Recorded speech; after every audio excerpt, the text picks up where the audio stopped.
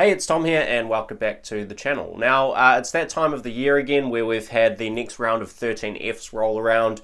If you're not familiar already, 13Fs are basically quarterly filings that large investors in the US have to make, and they allow us to see what stocks big investors have been buying and selling. So we can see the portfolios of some of our favorite investors, people like Warren Buffett, Charlie Munger, Mohnish, Pabrai, Spier, and many, many more. And in this video, I want to give you a summary of some of the updates from my favorite investors. Now, as usual, there's a couple of things to keep in mind here. So the 13F filings do only give us US holdings. So if these investors do have any international investments, they typically won't show up in a 13F.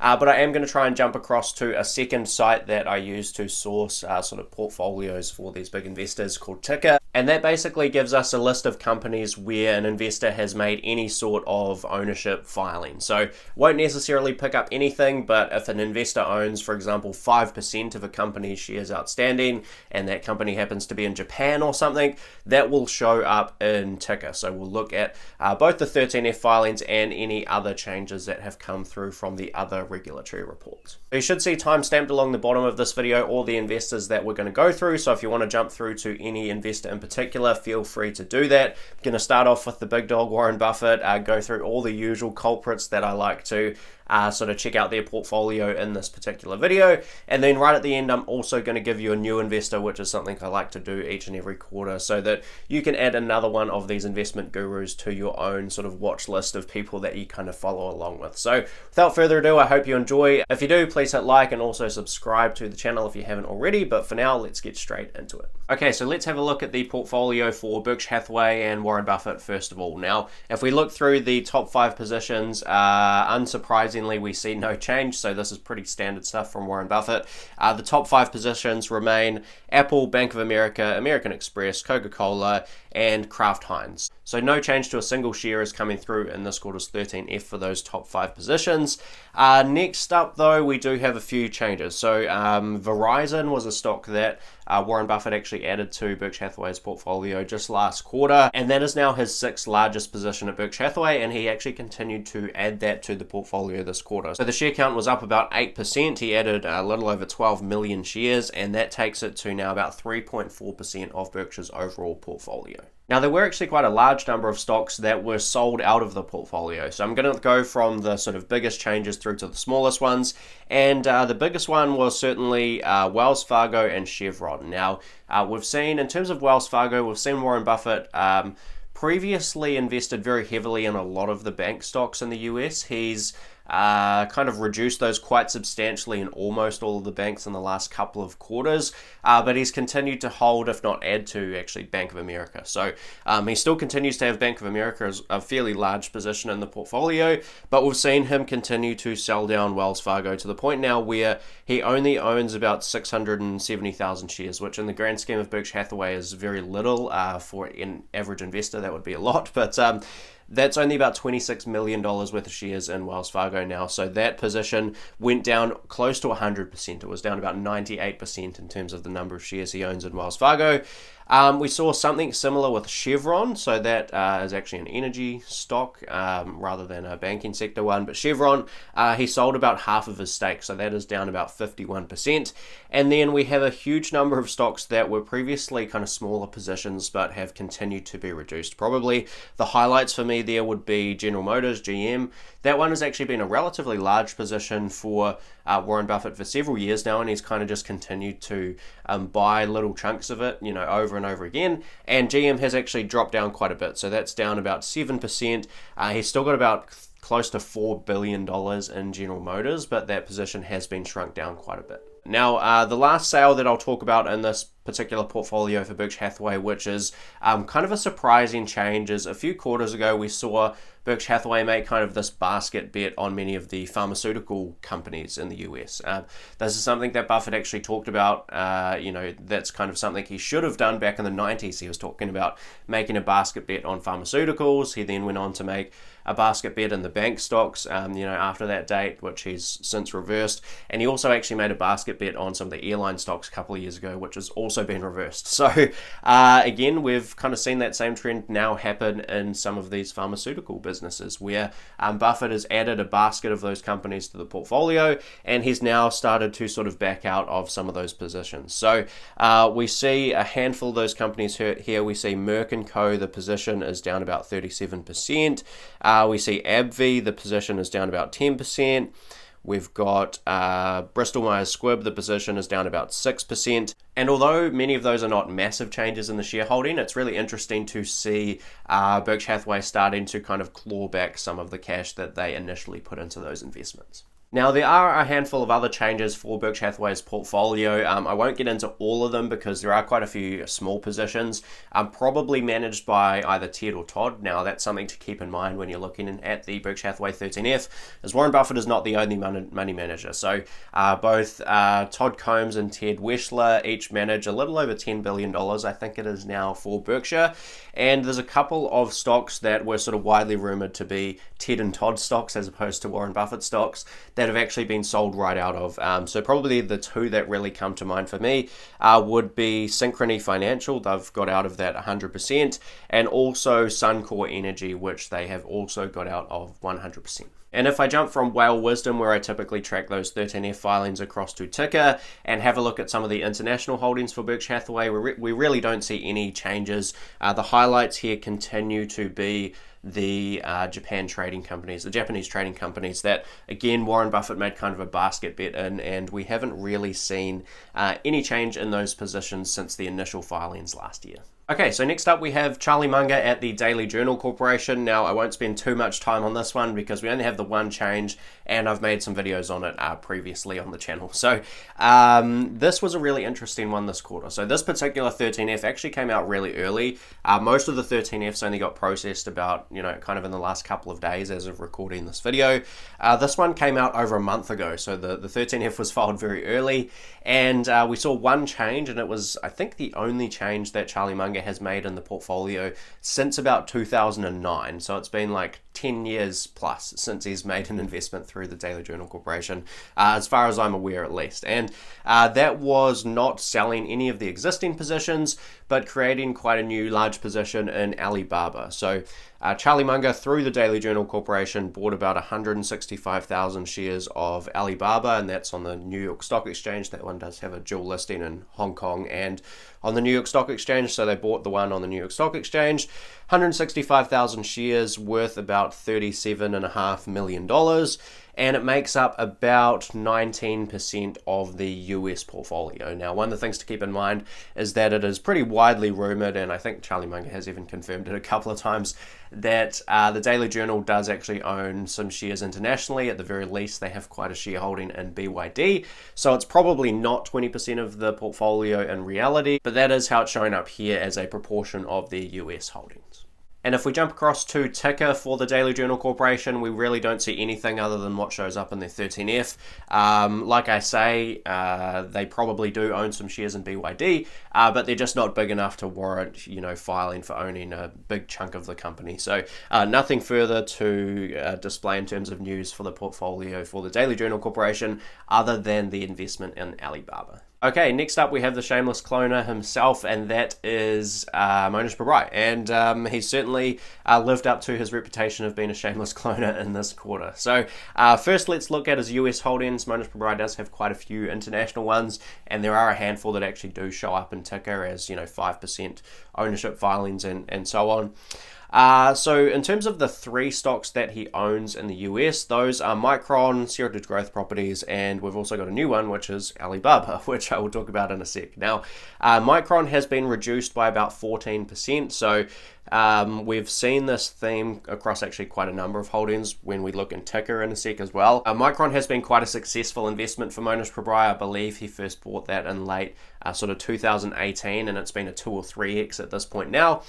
He started to sell down Micron for the first time, and he's also got about a 31 share change in Sierra Growth Properties, which is not even enough of a share change to register like 1% in the shareholding. So not too sure what's going on there with SRG, but basically no change in Heritage and a small about 14% change in Micron. Now, before I talk about the Alibaba position for Mohnish Pabrai, I'm just going to jump over to Tikr and talk through two other positions, because there have actually been two other positions that have seen changes in the portfolio. That is Edelweiss Financial and Suntec Realty Limited, which are both Indian companies that Mohnish Pabrai is invested in. He's been in Suntec for a few years at this point, and Edelweiss is a newer investment. I believe he only entered that in 2020, potentially even very early 2021. So it's not a particularly old investment for Pabrai. And in the case of Edelweiss, he's sold about 8.5% of his shares. And in the case of Suntec, he's sold about 2.7% of his shares. So my guess here is that Mohnish Pabrai is probably selling small proportions of a lot of those investments in order to get cash to put into his new investment, being Alibaba. Typically, when he's sort of, done with an investment, he generally just sells the whole thing. He's not one to sell out slowly or kind of wait around when his investment thesis has really changed. So I don't expect that his investment thesis really has changed with a lot of these positions. I think he's probably just trying to stack up cash in order to add to a new investment, being Alibaba. In terms of the Alibaba investment, he has now added, from zero as a starting point, he's added about 169,000 shares, roughly about $38 million worth. And that is approximately about a 10% position if you include all the international holdings for Mohnish Pabrai. So he typically has this framework of making either 2%, 5%, or 10% bets on a single investment. And I think Alibaba is falling into that 10% category at cost. Okay, so next up here we have Guy Spier at Aquamarine Capital Management. Guy Spier this quarter has done what Guy Spier does best, and that is absolutely nothing. So Guy Spier's superpower seems to be buying really good businesses and just sitting on them and not doing anything. I've heard in podcasts that his passion these days is just to not look at the stock market, which is kind of a strange thing to hear from a stock market investor. So we saw literally zero shares change in any company in his 13F this quarter. So he hasn't made a single transaction through the past 3 months. So in terms of his top positions, we see Berkshire Hathaway B shares. Berkshire's actually in the portfolio a couple of times, so he's got Berkshire B and Berkshire A. So if you combine those two, it's about 25% of the portfolio for Aquamarine, at least as far as the US holdings go. He does have some international ones, which I'll talk about in a sec. But we see Berkshire Hathaway, Bank of America, American Express, MasterCard, Micron, Ferrari, Heritage Growth Properties, Moody's, Wells Fargo, Twitter, and Google are making up the entirety of the US portfolio. And once you get outside sort of the top, say, 5 positions, you're really generally only looking at about 5% or even less portfolio allocation. So he is sort of weighted heavier towards some of those larger positions, being the Berkshires, the Bank of America's, American Express, and so on, which are all sort of 10% plus positions in the portfolio. And if we jump over to Tikr and have a look at some of the international holdings for Guy Spier, again, we don't see any changes, but we do have 2 international positions that show up. Those being India and Energy Exchange Limited, and also iTech AB. I must say I'm not super familiar with iTech. If anyone is, please drop that down in the comments below. But again, no change in either of those positions for Guy Spier. Okay, so there are 2 last investors that I want to talk about. The first one here is going to be Li Lu. Now, Li Lu, of course, being at Himalaya Capital Management, and he is the investor that Charlie Munger has a lot of his family's net worth sort of invested through. So again, Li Lu runs a pretty similar portfolio to a lot of these other investors I've talked about, where he's a fairly concentrated value investor, has a high percentage of his funds assets in each individual position. And this is kind of some of the changes that we're seeing with Li Lu. So these are all of the US positions that he has: Micron, Bank of America, Google, Facebook, Apple, and Pinduoduo. Pinduoduo is actually a Chinese business, but he owns the sort of US listed shares.